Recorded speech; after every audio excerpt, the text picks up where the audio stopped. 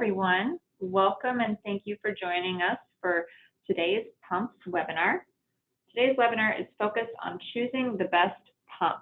This webinar is being led by Daddabbo, Teledyne ISCO's Pumps Product Line Manager. If you have any questions or comments during the webinar, please utilize the chat function within Zoom, and all questions will be answered at the end. This webinar is being recorded and will be available on Teledyne ISCO's YouTube channel later on this week. At this time, I will turn it over to Nick. Good morning, good afternoon, everybody. We'll go take a little bit of your time today. We're going to talk about how to choose the best pump and basically choose the best pump for your application or your needs. Just a little quick intro here. I am the Pumps Product Line Manager, and I've been kind of in product line management for 17, 18 years. Been in the pump business for a long time, multiple markets, multiple companies I've worked for. And so I've kind of seen a few different sides of the pumping game, and I'm going to try to lend a little experience here for you. That being said, let's get right into it. First off, when we talk about pumps, there's two different types of pumps, two different classifications that is generally accepted in any industry that uses pumping technology. And one is positive displacement, and the other is rotodynamic, or centrifugal is what most people know it as.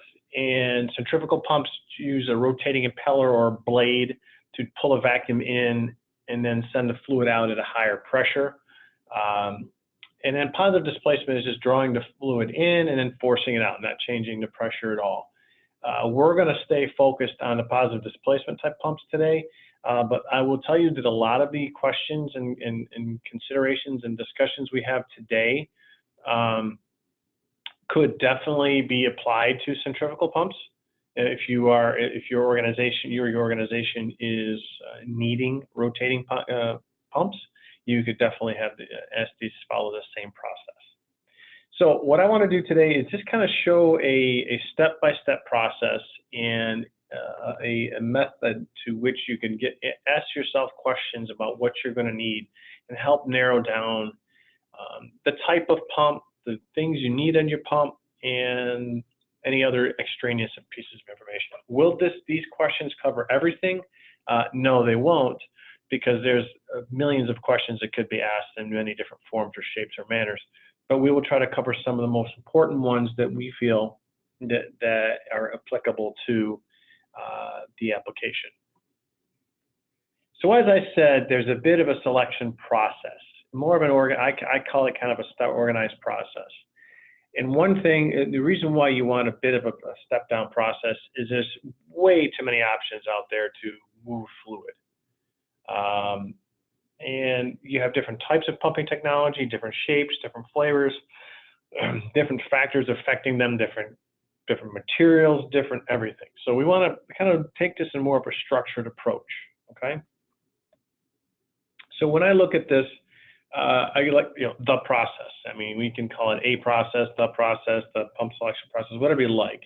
But this is a bit of it's just more of an organized method to look at and to narrow down what you're going to need what you really, really need. Not something and I do this, I propose this in the spirit of not just looking up in a catalog and saying, okay, I need that. Kind of really considering what you truly need as a customer for a pump, okay? The variation of pumps on the market is so confusing, so broad, so wide, and you want to make sure you pick the right one. And you pick the right one that's best for your application. That's the important thing to remember here, is you're getting the pump that is best suited for your application. In some cases, sometimes the designs or the parameters that are being set are not easily met. So what that could mean is there is not a pump that's in the marketplace that can best fit your application, but there are probably many that fit it to an acceptable level. Okay, so keep that in mind as we go through this process. Part of the process is you want to look at the project at a macro level. What are you trying to gain from the project? And then the next level down is the type of application that you're looking for. the application considerations or selection considerations, and then you get into more of application questions also. So there's a kind of a three-step process we're going to talk about here, working itself at a high level down to a more specific level, okay? So first and foremost, when you're looking at the project that you're developing, you need to answer these questions, and they need to be true realistic questions, because these questions here directly drive how the decision comes out and the product you buy, the item you purchase.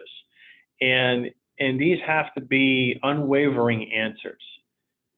So you want to know these answers to these questions when you start up. All right. So what is the goal of the application, the experiment, the setup? You know, is it just to move fluid, to get it somewhere else, to do something else with it? Is it you need a very precise amount dosed out or delivered, or a hybrid of both of those? So you're either just moving the fluid to another location, to something else, so it does something, or a reaction happens, or you need to input a precise amount of fluid or material into something else and cause something else to happen there. Kind of the principles of flow chemistry come into play here. Or you can do a little of both, or you have multiple types of pumps in one application. So when I talk about hybrid, it could be a hybrid between moving and or dosing precisely. Or it could be a hybrid of, I need one pump to do this, I need one pump to do this, and I need a third pump to do this. You need to outline that in the project, okay, or in your search. Have a bit of a summary. What is more important? The success of the project. Now, everybody wants their project or experiment to be successful, okay? I get that. But when you're looking at what the driving factor is that you're making your decisions based on, is it money? I mean, obviously, it's always about money. But is it money? Meaning, you know, do you have to stay within a budget? Or if something is the best fit, can you spend a little more to make sure it's the best fit? Or if you find something that's a little less and repurpose the money. So you need to understand, is the goal of the project, the most important part of this, money is staying on budget or true success of the project, okay? And then obviously the next question, you know, you would know that before, is what is my budget?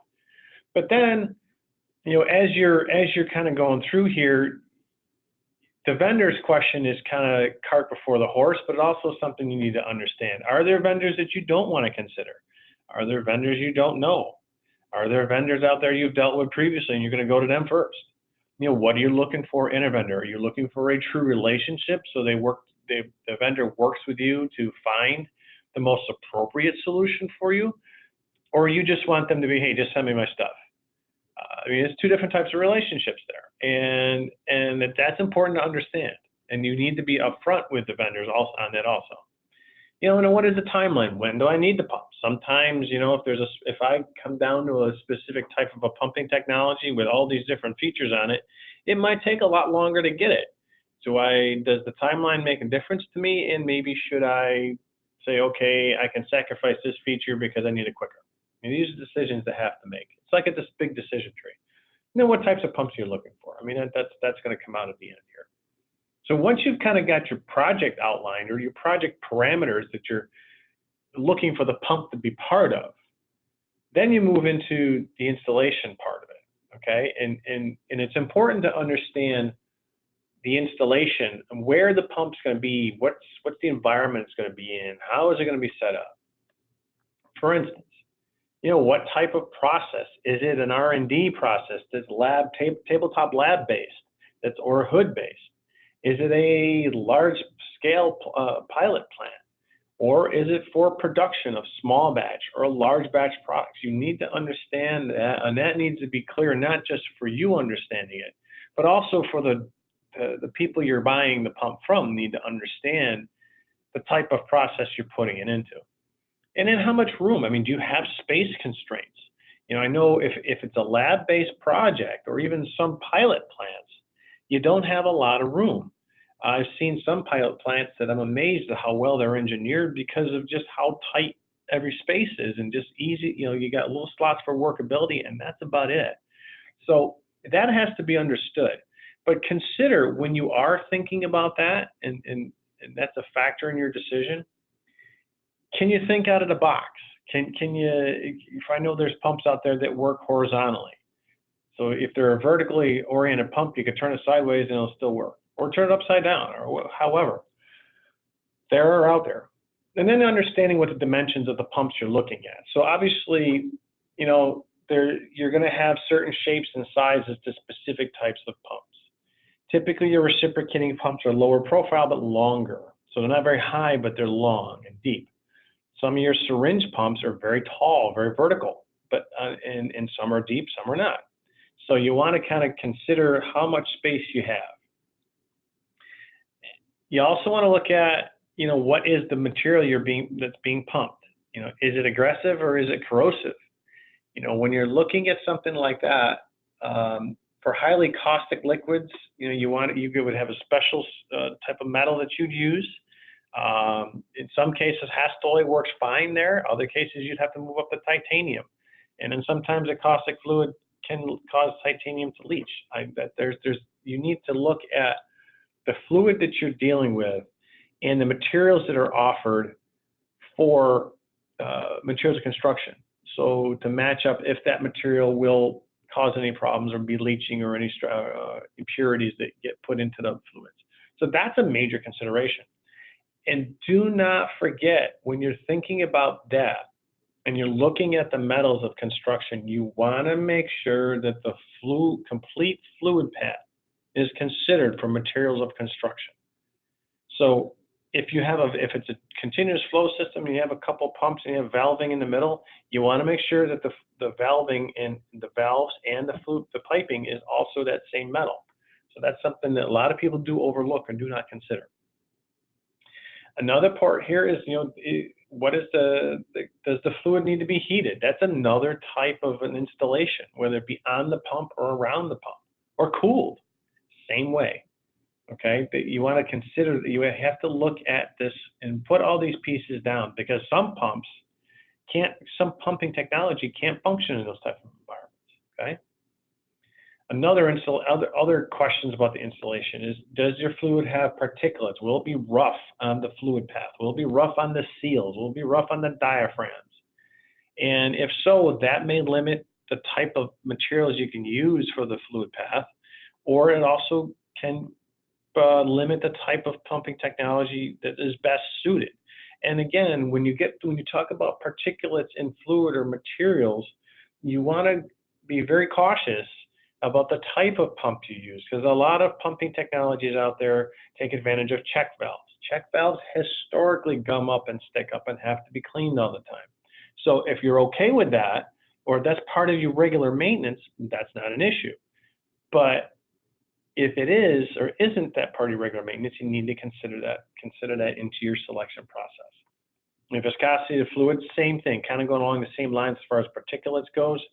If a fluid is viscous, sometimes the valving and within the pumps themselves will not handle it very well. What is the classification of the area you're going into? Is it a hazardous area? Is it class 1 div 2? If it is, then that's a specific type of a pump. You're not going to look for just your regular pumps. You have to get one that has hazardous location certifications, or the vendor can prove to you that it is safe in a class 1 div 2 area. Or if you're using flammable fluid, same way. Okay. Is there where are you controlling it from? Do you need a separate controller? Is it plugging into your overall system? And if so, you need a separate controller. How far is the distance? Is it right next to the pump? Is it on the other side of the wall? Is it on the table? Is it right on the pump? Or is it 50 feet away? Those are different types of setups and installations. So now that we've kind of looked at a little bit about the installation portion of it and the factors, let's go back here, the factors of what type of process, how much room is there, and if it needs to be heated or cooled, because heating and cooling adds external pieces or external parts that you have to buy or add on, and it also takes up more space than expected. So these are things to consider. So we've kind of outlined the project itself and how the pump is going to be a part of that project and what are the most important pieces are of it. And then we've looked at, where we're going to put this pump, where we're going to put this thing, and the things that the environmental factors that we want to consider and have to keep in mind. All of these have to be questions that you ask yourself, and you have an open conversation with whoever you're buying the pump from about all of these pieces, because that can help them help you the best way possible. Okay. So now that we've looked at the project, we've looked at the installation.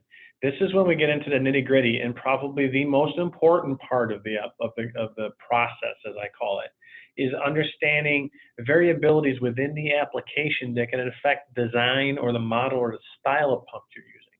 Okay, so we're going to kind of go through a few slides here, some very specific, some not so specific, that talks about these factors. Okay.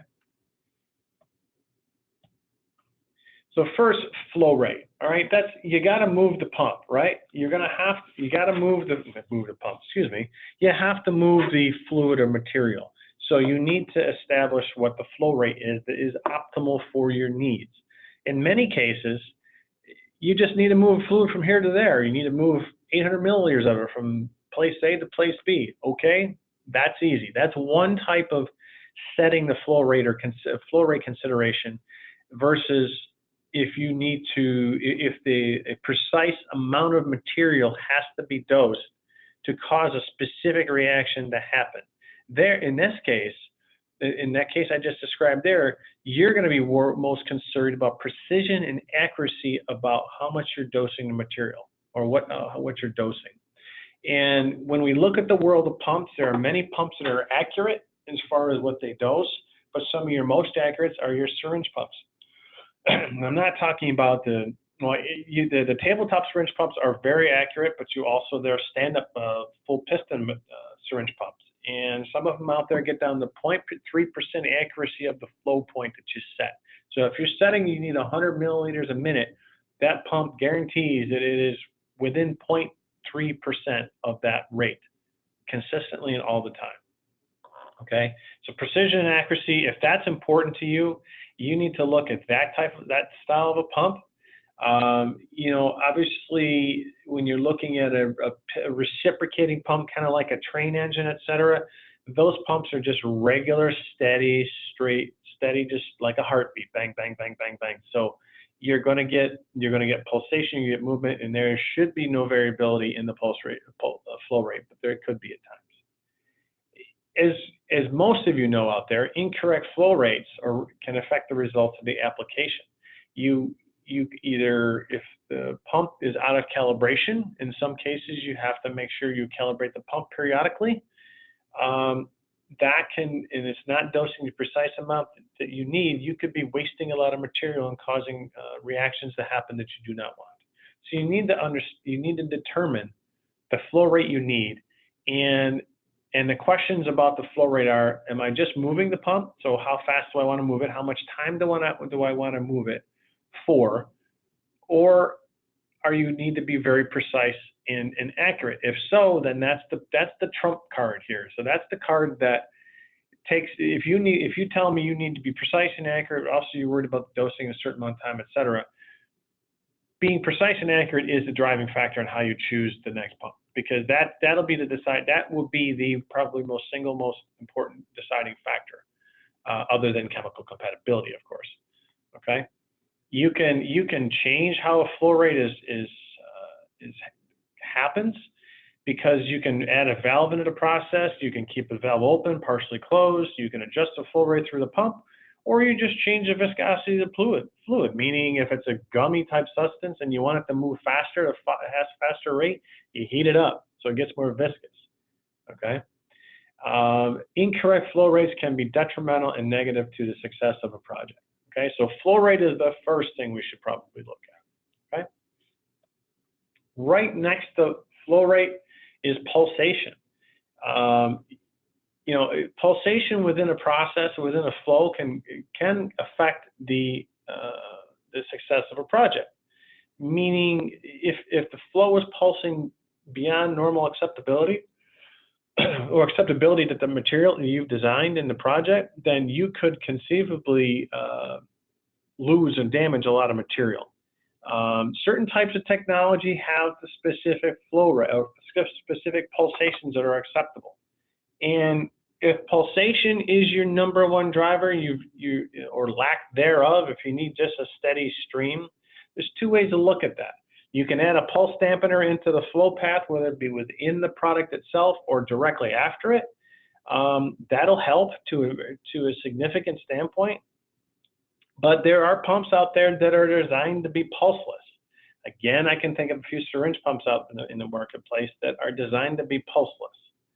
So, those are things you need to consider. And, if you're worried about damaging the material because there's a bit of a blip in the flow rate, then you really want to focus on this. So I know I said flow rate is the most important, or how the flow rate works is the most important factor here. Pulsation comes in here also, okay? Next is the big one, is chemical compatibility. First and foremost, you could have no pulsation in very accurate flow, but if the material is going to cause, if the material that is in the flow path is going to cause leaching or damage or impurities to be put into the fluid or material that you're moving or pumping, that's a significant issue, okay? Much less, sometimes there could be cause leakage and some hazardous materials can get out. That could be significantly bad, okay? So first and foremost, you need to look at the chemical that the flow path is made of, all right?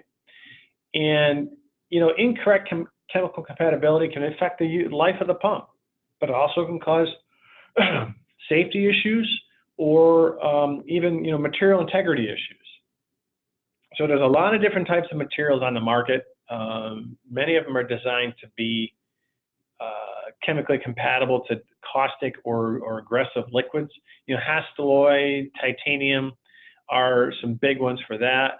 In some cases, PEEK, which is more of a plastic-based material, would be helpful for food-based applications or pharmaceutical-based applications that are non-aggressive. Stainless steel is the whole standby.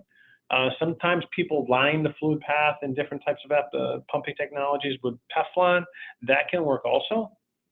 But remember what I said before, you want to include all the components of the fluid path when you're considering materials of construction, including the seals. Seals are important. They're something that get ignored an awful lot.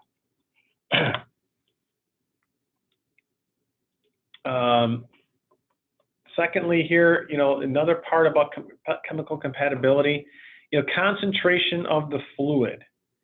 When you're talking about acid, certain materials, like let's use the example here, 316 stainless material is acceptable for use with hydrochloric acid at percentages of 5% or less. So what that means is if you have a 10% percentage of hydrochloric acid, you're not going to be able to use stainless steel, 316 stainless steel. You're going to have to find something that is more acceptable. I believe you're going to look more at Hastelloy, possibly titanium there. Or there may not be a material and you have to consider a dilution of it. But so you have to that has to be considered when you're designing the application that in your process. And then the temperature. Certain temperatures can affect the fluid path materials. When you mix sodium hydroxide in varying percentages with 316 stainless steel, if the temperature grows up above 120 degrees Fahrenheit, you're going to get some pitting of that material. So that would tell me that's not a good material to use with sodium hydroxide in that condition. So you want to know that before you start asking, can I get this pump? Does this pump do this? Can I do this? So you want to have some of those answers ready. And also chemical compatibility can definitely affect the life expectancy of the pump and the usage of the pump. The pump might struggle with moving these materials or struggle with moving the chemically incompatible metals. There are plenty of resources out on the web, and I'm sure your vendors would have them too to tell you if the metal is compatible with your material or not. Okay, so definitely take the time to do that. It's definitely worth it, and it may save you money in the long run. Okay. Right on the pigtails, the coattails, excuse me, of chemical compatibilities, you got corrosive materials. It's like chemical compatibility's cousin. When you're looking at corrosive materials, some of your best ones out there are Hastelloy or titanium.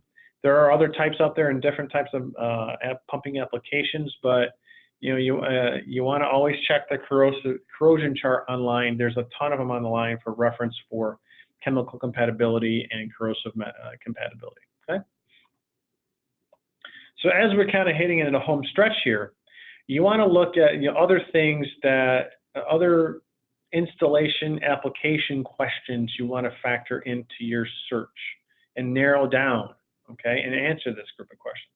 Do you need continuous flow? If that's the case, you're either going to look at 2 pumps with valving in between, or a pump with dual heads on it, or something else. But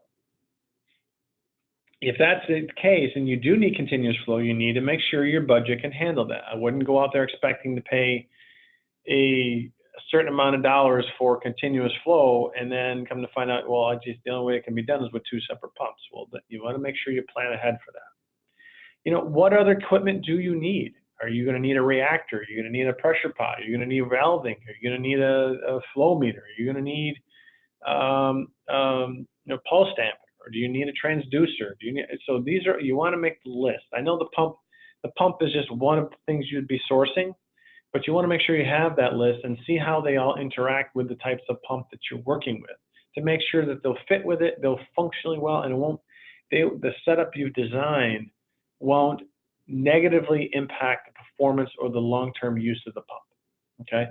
Many of the pumps that are in the market nowadays are designed to go 5 years, some 10. I know there's certain syringe pumps that we sell, that we have sold in the past, that are still working after 25 years. So that's something that you want to factor in there, okay? We talked about space constraints already. Characteristics of material we talked about. How are you going to control the pumps? Are they going to be part of an overall DCS system? If so, can the pump vendor provide you with hooks or software to connect into that, or do you have to write them yourself? You want to make sure you know that ahead of time, because that could be an additional expense that surprises you at the end of it. Okay, so you want to factor that in. Do you need to pull data off there for GMP or FDA or any other regulatory issues or concerns, or you just want to keep track of data? That's a piece of the whole how the pumps can be controlled. You may have to have a software package, or someone might have to write some code to get the data off of it or hook into the system. You want to make sure that gets factored into your overall project plan and is part of the budget. You don't want to be surprised by it and find out at the last minute, all of a sudden, I've only got $100 left when it's going to cost me $20. Okay? I keep hammering home the idea of footprint and space, but that is extremely highly important nowadays, is the space that you have allocated to types of pumps. And does the pump need to be mobile? Is it a small tabletop pump like a reciprocating pump or a peristaltic pump where you just pick it up and carry it somewhere else? Or is it a big pump like our D series that's like 60, 70 pounds? And are you going to use it? Are you going to repurpose it after you're done with this application or done with this project? If so, you want to be able to easily move it, right? So do I want to buy a cart? Do I want to design some type of rolling mechanism for them? Or does the vendor have something or recommendations? This is something that doesn't get considered when you're looking at buying a pump. You're just saying, I want that pump and I want to do this. But you look at all the pieces and parts around it. Is this pump scalable? If I've decided I'm going to use reciprocating technology to move the fluid in this application and make it successful, when I go to scale this up or put it in production, am I going to be able to still use that type of technology? If so, I need to have an eye to which pumps are going to be or what vendor at least I can deal with, so I know and not have to worry about, okay, if I design it around a reciprocating pump and now when it comes to production, I got to design it around a diaphragm pump. That can be a big change and you would have to go through this whole process again. Are there any hazardous location changes in the setup? Do you go from a non-hazardous to a hazardous area? That's something that you need to consider. And some pumps have the capability, like I said earlier, to operate in a sideways. So do you drill a hole through the wall and keep the hazardous location area clear I mean, there's different ways to do that, okay? Again, these questions and considerations and things, the process to walk through is just the tip of the iceberg. There are so many different things that I didn't put here, okay?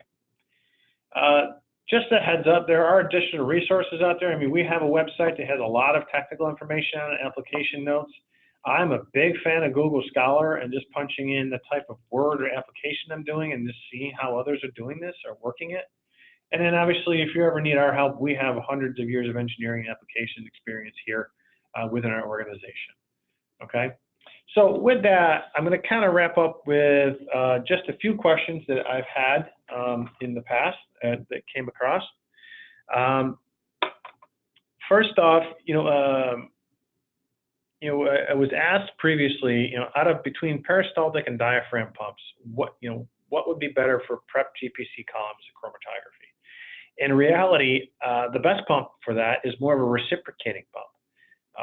It's more of just a steady flow, steady movement, steady pressure too. That's going to be the best pump for that type of an application. I was asked, what are the average lifespan of pumps are? I think I mentioned earlier, sometimes 5 or 10 years, but depends on how often you use them. Don't buy a pump and expect it to last 10 years if you're going to use it 24/7 at a high flow rate for 4 or 5 months at a time. You want to make sure you kind of factor that in.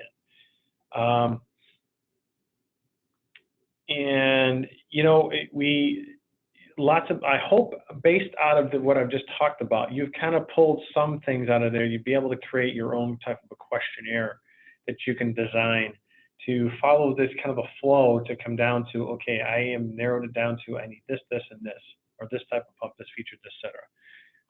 Those are things I would say that if I were to ask you to take anything away from this presentation, I would say that would be something.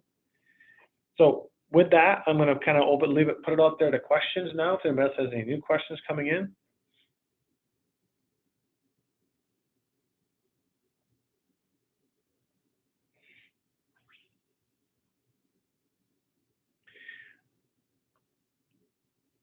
All right, so let's see. I don't think we have anything yet. There might be one coming in here. Hold on.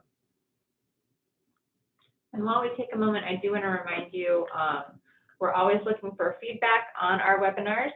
So after you close out of the webinar today, you will receive a prompt or a link to fill out a survey, provide us feedback, what you like, what you don't like, any questions you might have about pumps or topics you might want to see covered.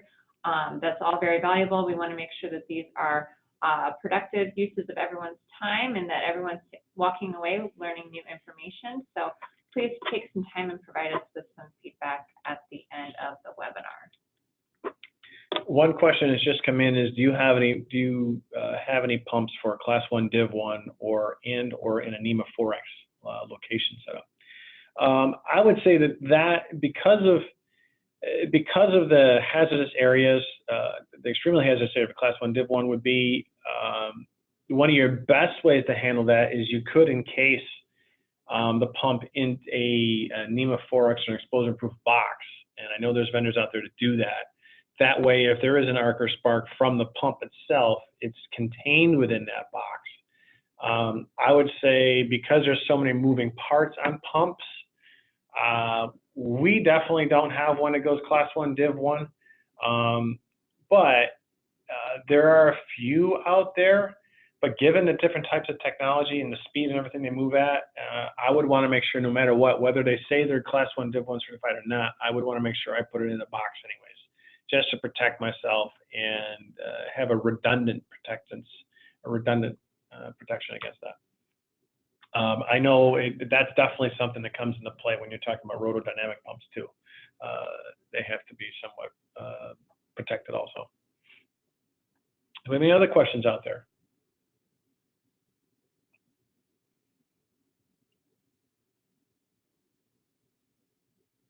Kind of off that same, here's another one just kind of off that same question. When you're talking about NEMA 4X, somebody just asked us, what about washdown or CIP pumps, et cetera. There's plenty of them out there. They're very specific because they will usually have to pass an FBA certification. And the boxes will have to be sealed, completely sealed and non-egressive to any dust or water. And it's fourth, the NEMA 4 rating. Actually, I think you can get up to NEMA 7 in some cases. 4X is protecting against explosions, of course.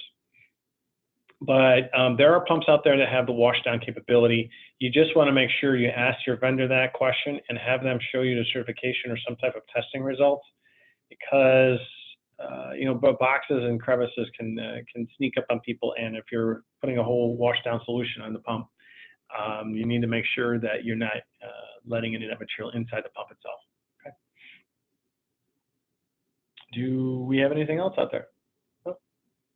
All right. Well, I do hope you've now got a bit of a constructive process or a step-by-step process to help you figure out, how you determine what type of pump you want, and the types of questions to ask yourself, and also the questions to pose to the vendor or about the technology.